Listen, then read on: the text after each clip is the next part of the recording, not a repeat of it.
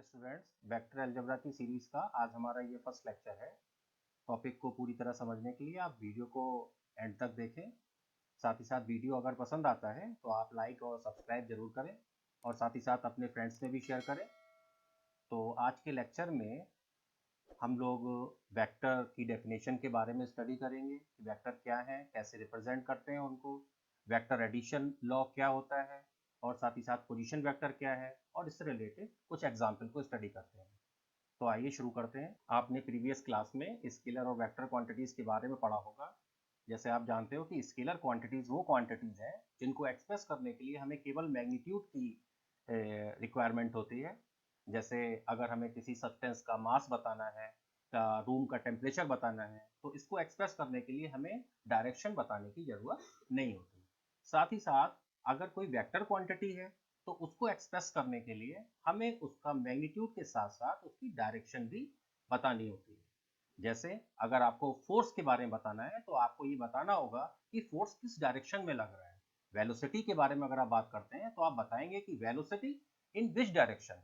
तो कुछ क्वांटिटी इस टाइप की हुई जिसको एक्सप्रेस करने के लिए हमें मैग्नीट्यूड के साथ साथ डायरेक्शन की भी जरूरत है। उन्हीं क्वांटिटीज को हम लोग क्या बोलते हैं? Vector quantities. तो आज हम उन्हीं वेक्टर क्वांटिटीज के बारे में पढ़ना चाह रहे हैं कि आखिर वेक्टर क्वांटिटीज को किस तरह से एक्सप्रेस करते हैं। मान लीजिए a vector is denoted by vector P Q. जैसे आप देख रहे हैं मैंने लिखा है vector is denoted by vector P Q. तो इसको कैसे लिखेंगे? मैंने एक वेक्टर बनाया, वेक्टर को बनाने के लिए हम इसको एक एरो की फॉर्म देते हैं। ये पॉइंट P है और ये पॉइंट Q है। P पॉइंट को हम लोग इनिशियल पॉइंट बोलते हैं और Q पॉइंट को हम लोग बोलते हैं टर्मिनल पॉइंट। साथ ही लेंथ PQ क्या कहलाता है? Magnitude of vector. साथ अगर हम इसकी लेंथ देखेंगे तो ये जो लेंथ है इस लेंथ को हम लोग मैग्नीट्यूड या मॉडुलस कहते हैं। साथ ही हम लोग वेक्टर को इस तरह से रिप्रेजेंट करते हैं। तो क्वांटिटी है A तो उसको वेक्टर A मींस हमने A के ऊपर एक एरो साइन लगा दिया, वेक्टर A बोलेंगे इसको। इसी तरीके से वेक्टर B, ये वेक्टर C, ये किसी वेक्टर को रिप्रेजेंट करने का एक मेथड है। अगर हमें इस वेक्टर A का मैग्नीट्यूड लिखना है तो हम क्या लिखेंगे? Magnitude of vector A। Represent करने का मेथड होगा इस तरह से कि हम इसमें दो लाइन ड्रॉ कर देते हैं तो इसको क्या बोलेंगे? Magnitude of vector A। अब हम देखेंगे दो वेक्टर इक्वल वेक्टर कब कहे जाते हैं। Means vector A equal to vector B। किस कंडीशन में हम कहेंगे दो वेक्टर इक्वल है? कब कहेंगे? फर्स्ट कंडीशन सेम लेंथ हो, यह हम इसको कह सकते हैं सेम मैग्नीट्यूड। सेकंड है सेम ऑब्लिक पैरेलल सपोर्ट। आप सोच रहे होंगे सपोर्ट क्या है, तो सपोर्ट को एक बार मैं आपको समझा देता हूं कि सपोर्ट से हमारा मतलब है क्या। सपोज करिए कि एक इनफाइनाइट लेंथ है, ये लाइन मैंने बना दी एक इनफाइनाइट लेंथ की और मुझे इस पर एक वेक्टर ड्रॉ करना है। तो मैंने इसमें एक वेक्टर लिया और उसको एक वेक्टर ए बी मैंने बनाया। वेक्टर ए बी मैंने इस लाइन पर बनाया। ठीक इसी तरीके से मैंने एक दूसरा वेक्टर बनाया पी क्यू वेक्टर, वो भी मैंने इसी लाइन पर बनाया। इट मीन्स ये दोनों vector same support of line पर है। मैंने इसके पैरेलल सपोर्ट पर एक दूसरा वेक्टर लिया है। तो आप देख रहे हैं कि ए बी की लेंथ और सी डी की लेंथ अगर मैं बराबर ले रहा हूं, this length and this length is equal, then vector A B is equal to vector C D. Third condition क्या सेटिस्फाई करनी चाहिए जो इससे पहले भी इन वेक्टर्स में सेटिस्फाई कर रही थी? Same sense. सेम सेंस से मतलब है डायरेक्शन सेम होना चाहिए। जैसे आप देख रहे हैं कि ए बी वेक्टर का जो डायरेक्शन है वही सी डी वेक्टर का डायरेक्शन है और वही डायरेक्शन पी क्यू वेक्टर का है। लेंथ आर एस की पी क्यू के इक्वल है, पैरेलल सपोर्ट पर भी है, बट डायरेक्शन आर एस की पी क्यू वेक्टर की डायरेक्शन के अपोजिट डायरेक्शन है। तो हम ये कहेंगे कि ये सेम सेंस में नहीं है, ये अपोजिट सेंस में है। तो इस कंडीशन में दो वेक्टर बराबर नहीं होंगे। इसीलिए ए बी वेक्टर और सी डी वेक्टर इक्वल है, but A B vector is not equal to R S vector, as R S vector की जो डायरेक्शन है वो ए बी वेक्टर के अपोजिट है। कुछ सिंपल टाइप्स देखते हैं वेक्टर के। जैसे पहला टाइप है जीरो वेक्टर। जीरो वेक्टर से हमारा मतलब है कि ऐसा वेक्टर जिसका मैग्नीट्यूड जीरो हो। अगर किसी वेक्टर का मैग्नीट्यूड जीरो है तो आप देखेंगे कि इनिशियल पॉइंट और टर्मिनल पॉइंट कोइंसाइड कर जाएंगे, एक हो जाएंगे। इट मींस ऐसे वेक्टर को हम बोलेंगे जीरो वेक्टर। तो इसको हम क्या लिखेंगे? मैग्नीट्यूड अगर जीरो है तो वेक्टर जीरो वेक्टर है। ये हम कह सकते हैं initial point and terminal point are coincident. Coincident से मतलब है कि सेम पॉइंट हो जाते हैं। नाउ सेकंड टाइप हम देखते हैं यूनिट वेक्टर। जैसा आप जानते हैं यूनिट का मतलब ही एकांक होता है, तो यूनिट वेक्टर से हमारा मतलब है एक ऐसा वेक्टर जिसका मैग्नीट्यूड, मैग्नीट्यूड किसको हम बोल रहे हैं, लेंथ के लिए, जिसका मैग्नीट्यूड यूनिटी हो, that is a vector whose magnitude is unity, तो हम ऐसे वेक्टर को बोलेंगे यूनिट वेक्टर। फॉर एग्जाम्पल मैंने कोऑर्डिनेट सिस्टम यहाँ पर बनाया है जिसमें ये ओ ओरिजिन है, O X, O Y, O Z, ये 3 परपेंडिकुलर एक्सिस है, X axis, Y axis and Z axis. अगर मैं एक्स एक्सिस पर एक यूनिट डिस्टेंस ले लूं, मान लीजिए ये पॉइंट एम है और ओ एम डिस्टेंस यूनिटी है, 1 है, तो इट मीन्स ओ एम जो वेक्टर है उसको हम बोलते हैं आई वेक्टर। ठीक इसी तरीके से अगर हम y डायरेक्शन में यूनिट डिस्टेंस ले लेते हैं तो y डायरेक्शन के अलोंग यूनिट वेक्टर को हम लोग बोलते हैं j वेक्टर। ठीक इसी तरीके से z डायरेक्शन के अलोंग यूनिट वेक्टर को हम बोलते हैं k वेक्टर। साथ ही साथ जो यूनिट वेक्टर होता है उसको लिखने का तरीका क्या होता है, इसको इस तरह से लिखते हैं, मैंने इसको i लिखा और i के ऊपर एक कैप टाइप का इस तरह से लगा देते हैं जो एक यूनिट वेक्टर का सिंबल है, जो रिप्रेजेंट करता है कि i is the unit vector. Here i क्या है, i is the vector along x axis. ठीक इसी तरीके से यूनिट वेक्टर अगर हम y एक्सिस के अलोंग ले रहे हैं तो उसको क्या बोलते हैं, j वेक्टर। ठीक इसी तरह से unit vector along z axis, इसको बोलते हैं k वेक्टर।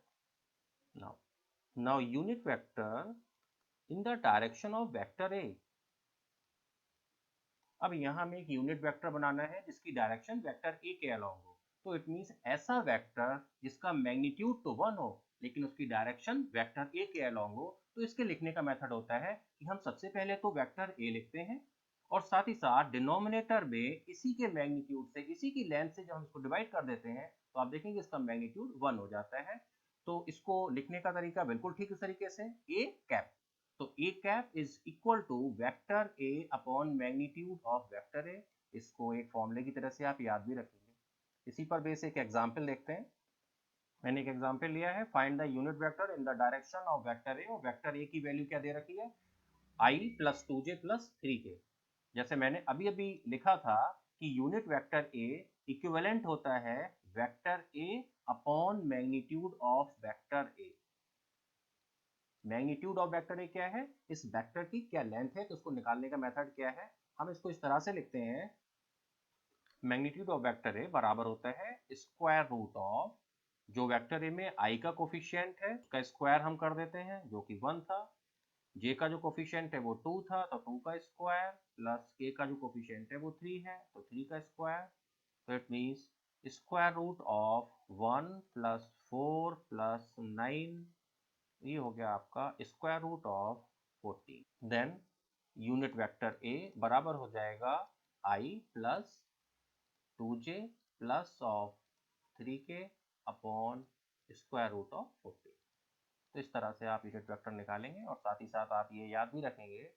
अब हम इसके बात करते हैं कि नेगेटिव ऑफ वेक्टर ए क्या होता है। अगर हमने वेक्टर ए को पी क्यू से रिप्रेजेंट कर रहे हैं, जैसे अभी अभी हमने एक वेक्टर पी क्यू बनाया था, तो अगर हमें वेक्टर का नेगेटिव बताना है तो हम बताएंगे क्यूपी वेक्टर। इट मींस एक ऐसा वेक्टर जिसका मैग्नीट्यूड तो पीक्यू वेक्टर के सेम है बट इसकी डायरेक्शन अपोजिट है, तो क्यूपी वेक्टर को हम क्या बोलेंगे, minus of vector A. Suppose करिए जैसे मैंने वही एक लाइन ऑफ सपोर्ट बनाया, इस पर एक वेक्टर मैंने पी क्यू बना लिया, इसी लाइन ऑफ सपोर्ट पर मैंने एक दूसरा वेक्टर लिया क्यूपी वेक्टर जिसकी लेंथ पी क्यू वेक्टर के सेम है, लेंथ पी क्यू वेक्टर और क्यू पी वेक्टर की सेम है, तो हम कहेंगे कि पी क्यू वेक्टर अगर ए है then Q P vector minus of vector A है। तो नेगेटिव साइन किसी वेक्टर में क्या शो करता है कि उस वेक्टर की डायरेक्शन अपोजिट है। अब हम वेक्टर के एडिशन का पैरेललोग्राम लॉ देखेंगे। यहाँ हम देखेंगे कि दो वेक्टर को किस तरह से ऐड किया जाता है। वेक्टर एडिशन के लॉ को हम बोलते हैं parallelogram law of vector addition. इसमें हमने एक पैरेललोग्राम कंसीडर किया है, A B C D, A B C D. मान लीजिए दो वेक्टर हैं, पहला वेक्टर ए है दूसरा वेक्टर बी है, ये दो वेक्टर अगर किसी पैरेललोग्राम की दो एडजेसेंट साइड से अगर रिप्रेजेंट होते हैं, मान लीजिए एक साइड इसकी ए बी है और एक साइड ए डी है जो कि एडजेसेंट साइड्स हैं। मान लीजिए एक वेक्टर ए जो कि ए बी साइड से रिप्रेजेंट हो रहा है और साथ ही साथ एक वेक्टर बी जो ए डी साइड से रिप्रेजेंट हो रहा है। तो पैरेललोग्राम लॉ ये कहता है कि vector A plus vector B इस पैरेललोग्राम के डायगोनल से रिप्रेजेंट होगा, जिसका इनिशियल पॉइंट वही होगा जो वेक्टर ए और वेक्टर बी का है। It means vector A plus vector B AC vector से रिप्रेजेंट होगा। इसको आप ऐसा ही बोल सकते हैं, जैसे आप देख रहे हैं पैरेललोग्राम में जो एडी साइड है ठीक इसी के इक्वल ही बीसी साइड होती है। तो अगर बी वेक्टर के इक्वल वेक्टर हम देखें तो आप देखेंगे, जैसे अभी अभी हम लोगों ने इक्वलिटी में बात की थी कि दो वेक्टर इक्वल कब होते हैं, जब उनका मैग्नीट्यूड और डायरेक्शन दोनों ही सेम होता है। तो आप देखेंगे कि जो बीसी वेक्टर है वो बराबर होगा वेक्टर बी के, क्योंकि इसकी लेंथ भी सेम है और डायरेक्शन भी सेम है। तो आप यहाँ से ऐसे भी कंसिडर कर सकते हैं कि वेक्टर ए किसे रिप्रेजेंट कर रहा है, वेक्टर ए बी वेक्टर को, और साथ ही साथ वेक्टर बी रिप्रेजेंट कर रहा है बीसी वेक्टर को। तो हम इसको किस तरह से लिखते हैं कि A B vector plus of A D vector, जैसे मैंने अभी कहा, ये किसके बराबर होता है, ए सी वेक्टर। साथ ही साथ ए डी वेक्टर है उसको हम किस तरह से लिख सकते हैं, बी सी वेक्टर की इक्विवेलेंट लिख सकते हैं। It means A B vector plus B C vector is equal to A C vector. आप इसको याद रखेंगे। जैसे आप देख रहे हैं जब हम ऐड करते हैं तो ध्यान किस तरह से रखेंगे, पहला वेक्टर जब ए बी है तो जो इसका टर्मिनल पॉइंट है बी, तो ऐड करने पर जो वेक्टर हमें करना है वो है बी सी, इसका इनिशियल पॉइंट क्या है बी। जब ये दोनों सेम हो गए तो उस कंडीशन में ऐड करने पर जो वेक्टर हमें मिल रहा है वो वेक्टर क्या है, ए सी वेक्टर। इसी लॉ को बोलते हैं हम लोग parallelogram law. It means vector C equal to vector A plus of vector B. Now आप देखते हैं पोजीशन वेक्टर क्या होता है। If O is origin then vector OP is called the position vector of. Position vector को मैंने short में P dot B dot लिख दिया है। जिस तरीके से जब हम कोऑर्डिनेट ज्योमेट्री पढ़ रहे होते हैं तब हम किसी पॉइंट के कोऑर्डिनेट बताते हैं, वो बताते हैं ओरिजिन के रेस्पेक्ट में। ठीक इसी तरीके से जब हम वेक्टर पढ़ रहे होते हैं तो अगर हमें वेक्टर में हम उसी चीज को बोलते हैं पोजीशन वेक्टर ऑफ P, और किससे रेस्पेक्ट में बताते हैं, O के रेस्पेक्ट में। जैसे मैंने ये एक्स वाई एक्सेस बनाई है, यहाँ पर ओ यहाँ ओरिजिन है और मैंने पी पॉइंट को, पी पॉइंट रिप्रेजेंट कर रहा है 3i प्लस 2j से। इससे हमारा मतलब ये है कि मैंने एक ये परपेंडिकुलर लाइन यहाँ से ड्रॉ कर दी और ये पॉइंट अगर m है तो इट मीन्स ये जो OM डिस्टेंस है या OM वेक्टर जो है उसको हम बोलेंगे 3i, और जो PM वेक्टर है उसको बोलेंगे 2j वेक्टर।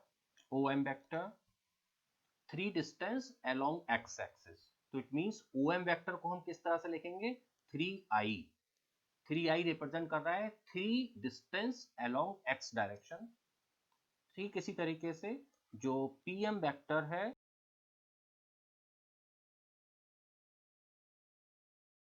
उसको हम क्या लिखेंगे, 2j, 2 distance in the y direction. ठीक इसी तरीके से जो OP वेक्टर हो जाएगा हमारा वो क्या हो जाएगा, OM vector plus PM vector, OM vector plus of MP vector. Initial terminal point और इनिशियल पॉइंट सेम हो रहा है आप देखें, तो OP vector equal to this. तो ये क्या हो गया आपका 3i और प्लस ऑफ 2j। तो जो P पॉइंट का पोजीशन वेक्टर है वही रिप्रेजेंट करता है हमारा OP वेक्टर। अब हम कैलकुलेट करेंगे AB वेक्टर की value position vector of A और पोजीशन वेक्टर ऑफ B के टर्म्स में। देखिए कैसे करते हैं। इसके लिए मैंने एक OA वेक्टर लिया है जिसको मैंने वेक्टर A से रिप्रेजेंट करा है, और साथ ही साथ ये पॉइंट मैंने B लिया है और OB वेक्टर को रिप्रेजेंट करा है B वेक्टर से। और हमें फाइंड आउट क्या करना है, फाइंड आउट करना है वेक्टर AB की वैल्यू क्या होगी। तो आप देखें यहाँ से अभी अभी हम लोगों ने पैरेललोग्राम लॉ जो एडिशन लॉ ऑफ वेक्टर है उसको पढ़ा था, उसी के अकॉर्डिंग अब हम लिखते हैं किस तरह से कि OA vector plus of AB vector, आप देखेंगे किसके बराबर होगा, OB वेक्टर के।